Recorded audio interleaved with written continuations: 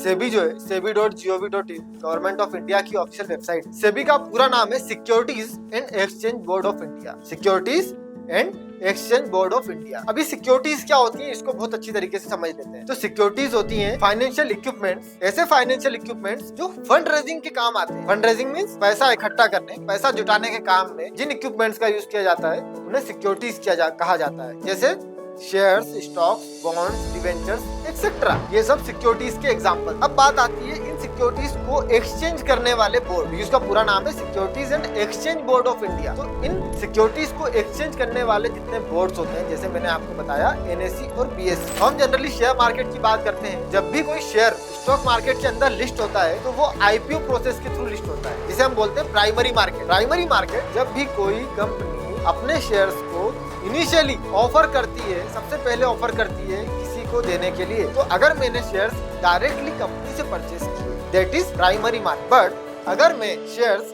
किसी another person से purchase कर रहा हूँ जिसने पहले से परचेस करके रखे हुए हैं और वो उस कंपनी का मेन ओरिजिन नहीं है, तो उसको कहा जाता है सेकेंडरी मार्केट। एग्जांपल के थ्रू बताता हूँ मैं। अभी विशाल मेगा मार्ट का आईपीओ आया, काफी सारे लोगों ने आईपीओ में बिडिंग लगाई, तो वो जो आईपीओ में बिडिंग लगा के जो शेयर्स अलॉटमेंट हुआ है वो विशाल मेगा मार्ट से हुआ है और विशाल मेगा मार्ट के पास पैसे गए। जिन लोगों ने शेयर्स के लिए बिडिंग लगाई है तो उसके बदले पैसे दिए, तो पैसे दिए, वो पैसे आईपीओ के थ्रू किसके पास गए? विशाल मेगा मार्ट के पास। और विशाल मेगा मार्ट ने उन पैसों के बदले शेयर्स दे दिए किसको? पब्लिक को, जिन्होंने बिडिंग लगाई थी। तो ये जो एक्सचेंज करने का काम था ये एक्सचेंज बोर्ड का था, जिनको हम बीएसई और एनएसई। अब ये जो प्रोसेस हुई इसको बोला हमने प्राइमरी मार्केट। ये पैसा किसके पास गया? कंपनी के पास। और शेयर किसके पास आए? पब्लिक के पास। अब जिन लोगों ने शेयर्स खरीदे वो एक्सचेंज के थ्रू, एनएसई या बीएसई, जिस भी एक्सचेंज के थ्रू उन्होंने परचेज या सेल किया है, उस एक्सचेंज के थ्रू अगर अपने शेयर्स को बेचना चाह रहे हैं और कोई तीसरा पर्सन एक्सचेंज के थ्रू उस शेयर को खरीद रहा है, इस मार्केट को कहा जाता है सेकेंडरी मार्केट। क्यों?